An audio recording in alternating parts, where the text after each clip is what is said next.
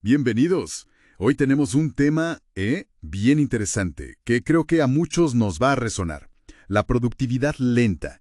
Viene de un libro de Cal Newport y, bueno, propone una forma de trabajar distinta que genere más valor, más significado, pero sin ese agotamiento que parece, pues, la norma hoy en día.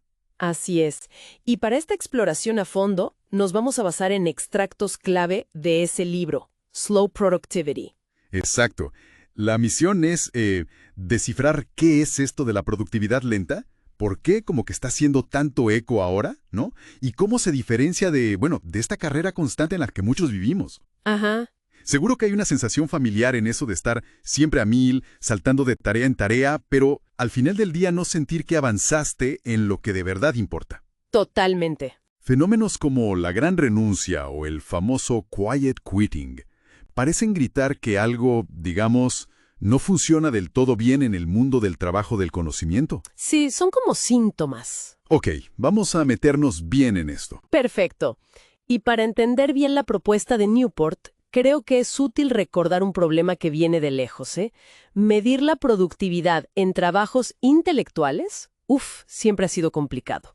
Ya lo decía Peter Drucker hace décadas. Claro, no es como contar tornillos en una fábrica. Exacto. Y esa dificultad, como bien apunta Newport, llevó a que las organizaciones empezaran a fijarse en la actividad visible. ¿Te refieres a correos, reuniones, horas nalga en la oficina? Justo eso. Correos enviados, reuniones a las que vas, las horas que pasas calentando la silla, como un sustituto de la productividad real. Un indicador, la verdad, bastante defectuoso. Claro, y eso conecta directamente con el problema que describe Newport, ¿no? La sobrecarga, el estrés crónico. Ajá. No es solo sentir que tienes mucho trabajo, es esa sensación de que nunca es suficiente. Celeste Headley también habla de esto en su libro Do Nothing. Cierto. ¿Y la pandemia? Bueno, ni hablar. Creo que intensificó todo esto, ¿no? Sin duda. Newport le pone un nombre a esto. Pseudoproductividad. Me gusta ese término. Sí, es como la ilusión de estar súper ocupado, respondiendo todo al segundo, una reunión tras otra, pero sin necesariamente estar haciendo trabajo de alto impacto. Como dices tú, como correr en una rueda de hámster. Y es que esa métrica de actividad visible es un error de base. Confunde el movimiento con el progreso real. Totalmente. Y esta se vincula directamente con el agotamiento masivo que vemos. El material que revisamos cita un estudio de McKinsey y Leaning. Las cifras de burnout en trabajadores del conocimiento son alarmantes. Sí, lo leí. Preocupante. Y ojo, que no es solo un drama personal de «ay, qué infeliz soy en mi trabajo». Tiene costos súper tangibles para las empresas. La gente se va, la moral baja, la calidad del trabajo disminuye, la innovación se frena. Claro, la rotación cuesta mucho dinero. Muchísimo. La secuencia histórica fue más o menos así. Surge el trabajo intelectual, luego la tecnología nos da la capacidad de estar siempre conectados, siempre on. Ajá. Y como no sabíamos bien cómo medir el valor real, pues la actividad visible se convirtió en lo que Newport llama de forma muy gráfica un parche gerencial temporal. Un parche para tapar la falta de una buena métrica. Un parche que ya se está despegando, parece. Parece que sí.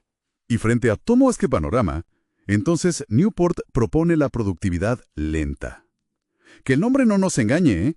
No es de trabajar menos o ser flojos. Para nada. La filosofía central es trabajar de una manera que sea sostenible, más humana, poner el foco en la calidad, en el significado, por encima de la pura velocidad o el volumen. Newport usa una analogía que me pareció muy buena, la del movimiento slow food, Sí, es genial esa analogía. que se revela contra la comida rápida, valorando la preparación cuidada, los ingredientes, el disfrute. Pues esto sería un poco lo mismo, pero aplicado al trabajo. Exacto. Y aquí es donde la propuesta de Newport se pone para mí realmente interesante. Lo llamativo es por qué este enfoque está pegando tanto ahora. Es claramente una reacción, ¿no? Una reacción a un sistema que está demostrando ser insostenible.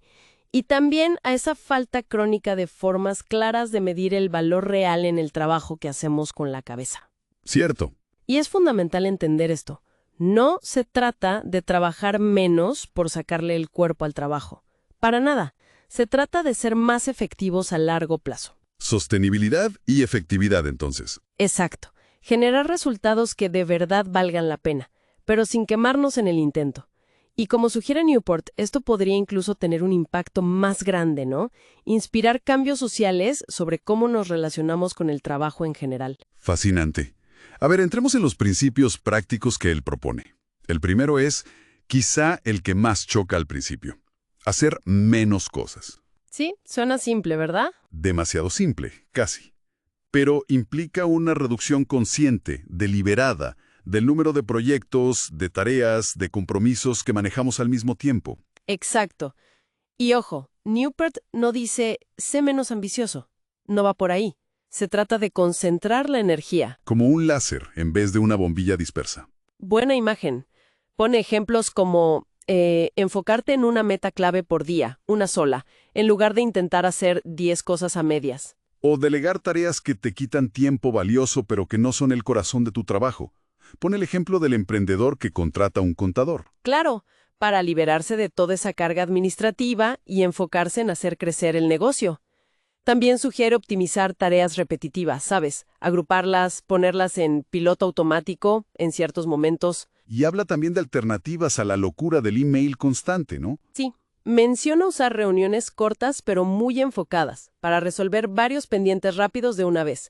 Las llama algo así como juntas para despejar la agenda. Suena más eficiente que esas cadenas eternas de correos donde la mitad de la gente ya ni sabe de qué va el tema. Totalmente. El objetivo final de este principio es aspirar a tener margen de maniobra, a tener tiempo de sobra, en lugar de vivir siempre corriendo contra el reloj. Y aquí introduce una distinción que me pareció clave. La de sistemas push versus pull. Ah, sí, eso es súper importante. El sistema push es lo típico. Yo termino mi parte y te la empujo a ti, al siguiente en la cadena, sin importar si tú tienes capacidad para recibirla o no. Lo que genera cuellos de botella por todos lados. Exacto. Atascos, sobrecarga generalizada, estrés. En cambio, en el sistema pull funciona al revés. El siguiente paso jala el trabajo, lo pide, solo cuando tiene capacidad real para abordarlo. Y esto, claro, tiene implicaciones enormes para los equipos y las organizaciones enteras, ¿no es así? Definitivamente. Los sistemas pull, aunque parezca contraintuitivo, eliminan esos cuellos de botella. Pueden, de hecho, acelerar la finalización real de los proyectos importantes. Acelerar haciendo las cosas más despacio, por así decirlo. Bueno, gestionando el flujo de forma más inteligente. Y lo crucial es que reducen la sobrecarga colectiva. Newport cita una idea muy potente. Dice algo como que trabajar constantemente a máxima capacidad reduce drásticamente la tasa a la que logramos cosas útiles. Tiene sentido. Nos ahogamos en coordinar, en apagar fuegos y perdemos el foco en lo importante. Exacto. Pero seamos realistas. Mucha gente no tiene control total sobre su flujo de trabajo. Las tareas llegan de jefes, de clientes. ¿Cómo aplicas un sistema pull en esa situación? Es una muy buena pregunta. Y Newport ofrece una especie de simulación práctica. Un método personal para implementar algo parecido a un sistema pull, aunque no tengas control total. A ver, ¿cómo sería eso? La esencia es, primero, mantener listas separadas. Una lista de en espera para todo lo nuevo que llega y una lista activa muy limitada. Quizás 2 o 3 proyectos máximo, donde pones tu esfuerzo real. Ok, limitar el trabajo en curso. Exacto. Segundo, establecer un proceso claro cuando recibes una tarea nueva. Confirmar la recepción, pedir toda la información si falta algo, y comunicar de forma transparente cuántos proyectos tienes activos ahora y dar una estimación realista de cuándo podrás empezar con lo nuevo. Gestionar expectativas desde el principio. Fundamental. Y tercero, revisar y actualizar esas listas regularmente. Mover tareas de en espera a activo solo cuando se libera espacio, ajustar plazos si es necesario y, muy importante, comunicar proactivamente cualquier cambio o retraso. Entendido. Suena manejable. Pasemos al segundo principio. Trabajar a un ritmo natural. Esto suena un poco, no sé, New Age. ¿Qué significa en la práctica? Jaja, entiendo por qué lo dices, pero no va por ahí. Significa reconocer algo básico. La productividad humana no es como la de una máquina. No somos lineales. tenemos altibajos. Exacto. Tenemos ciclos de energía, necesitamos variedad, descanso.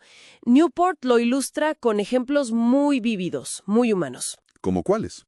Habla de la poeta Mary Oliver, que necesitaba sus largas caminatas por el bosque para que le llegara la inspiración. O de la novelista Anne Rice, que escribía de noche porque ese ambiente, esa quietud, estimulaba su creatividad. O Gertrude Stein, que empezaba de día sin prisas, buscando lugares que le inspiraran para escribir. Justo. Son ejemplos de gente muy productiva, pero que respetaba sus propios ritmos, sus necesidades. También menciona el caso de Lin-Manuel Miranda con su musical In the Heights, Sí, que no fue un éxito de la noche a la mañana. para nada. Empezó como un proyecto universitario. Recibió críticas bastante duras al principio. Ah, sí, no sabía eso. Sí, pero él y su equipo siguieron trabajando en él, revisando, puliendo, a su propio ritmo, durante años. Y ese proceso pausado, esa maduración de la obra, fue clave para el exitazo que tuvo después en Broadway. O sea que este principio defiende que dejar que las ideas marinen, que el trabajo respire, no solo evita el agotamiento, sino que mejora la calidad final. Exactamente. Evita esas prisas que a menudo llevan a errores o a soluciones superficiales. ¿Y cómo podemos cultivar ese ritmo más orgánico en entornos laborales que a veces son tan rígidos, tan demandantes? Bueno, Newport da algunas tácticas prácticas. Por ejemplo, Tener un plan a más largo plazo, quizás a 5 años vista. Eso ayuda a mantener la perspectiva, a no sentir que cada pequeña urgencia es el fin del mundo, y a tolerar mejor los tropiezos iniciales. ver el bosque, además de los árboles. Algo así. Otra táctica. Ser mucho más realista con los plazos. Él da una regla práctica. Duplica tu estimación inicial de tiempo para cualquier proyecto importante. ¿Duplicarla?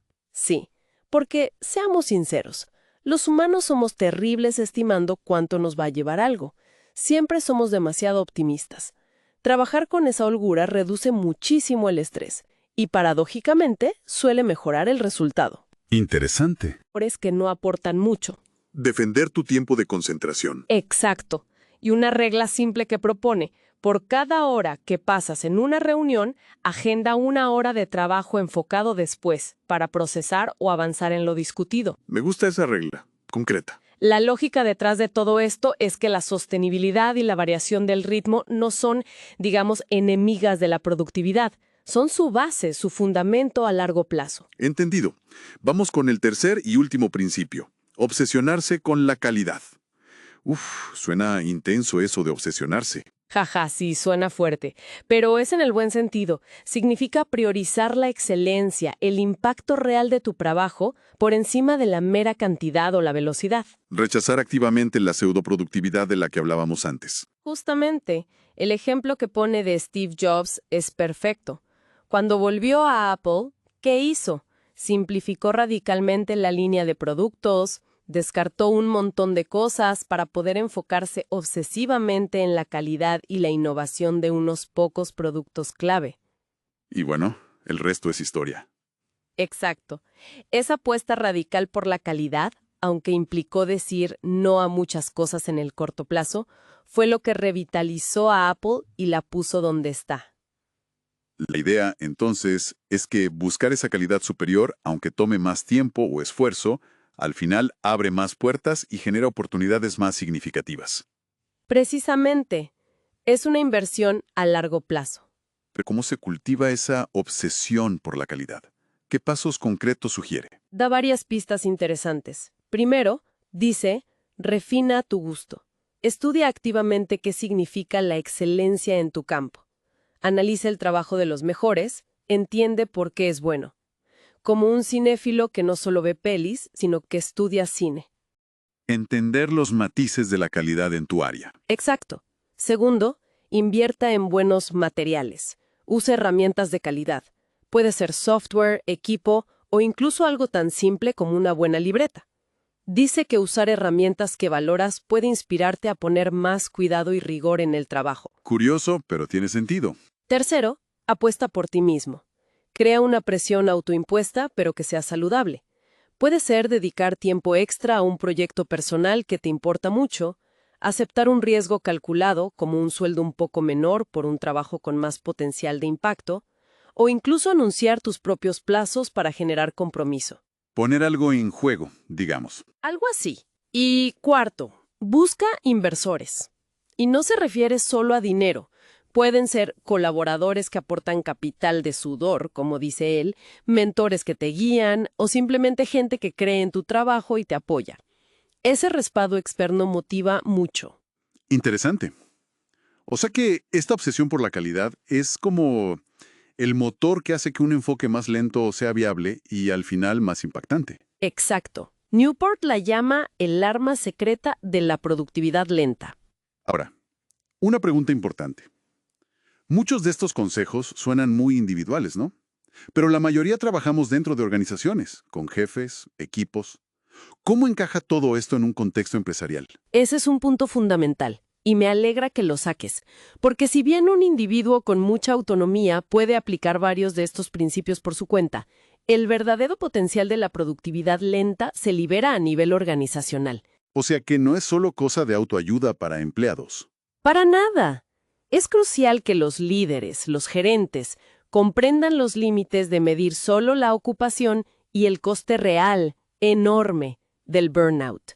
Adoptar elementos de la productividad lenta beneficia a toda la empresa, no es solo al empleado. ¿Podrías darme ejemplos concretos de ese beneficio para la organización? Claro, mira, implementar sistemas pool a nivel de equipo o de departamento, como hablábamos antes, mejora el flujo de trabajo general, evita la sobrecarga y de hecho puede hacer que los proyectos claves se entreguen más rápido y con menos estrés.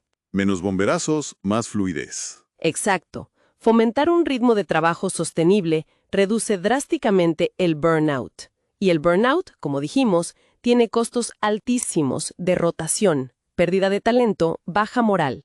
Lo que ninguna empresa quiere. Por supuesto, y un enfoque genuino en la calidad, en lugar de solo perseguir metas de volumen o velocidad, porque sí, genera productos y servicios superiores. Eso lleva a clientes más satisfechos, mejor reputación, es un círculo virtuoso. Entonces, el mensaje para los dueños de negocios, para los gerentes, sería que entender y facilitar esta perspectiva no es solo ser buena gente con los empleados. No. Sino que es una estrategia inteligente para el éxito sostenible del negocio a largo plazo. Exactamente. Si miras el cuadro completo, los beneficios son mutuos y evidentes. Entender la perspectiva del empleado sobre la carga de trabajo, sobre el ritmo, sobre la importancia de la calidad, es vital para construir una organización que sea resiliente y exitosa de verdad. Conversado. La productividad lenta nos ofrece como una ruta alternativa, ¿no? Hacia un trabajo más sostenible, más humano y, al final, de mayor impacto y calidad.